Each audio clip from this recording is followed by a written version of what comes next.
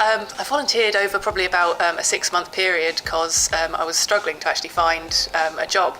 I had quite a few qualifications, but everything I was applying for, I was being told that I didn't really have the experience that they wanted in order to offer me a position. So this opportunity came up for me to volunteer, and it seemed perfect for me to use the skills that I had whilst also gaining work experience that would hopefully help me get a job afterwards.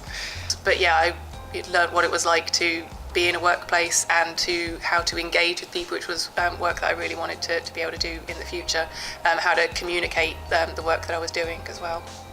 So yeah, the volunteering was a great experience, and it did give me a lot to put on my CV. So I would thoroughly recommend volunteering to anyone, particularly if you're struggling to find a job or you don't have the confidence at the moment to go and apply for a permanent paid position. It's something that you can do to stop you from being bored and doing nothing, but yeah, you'll also get the skills you can put on your CV to take you forward to be able to find employment.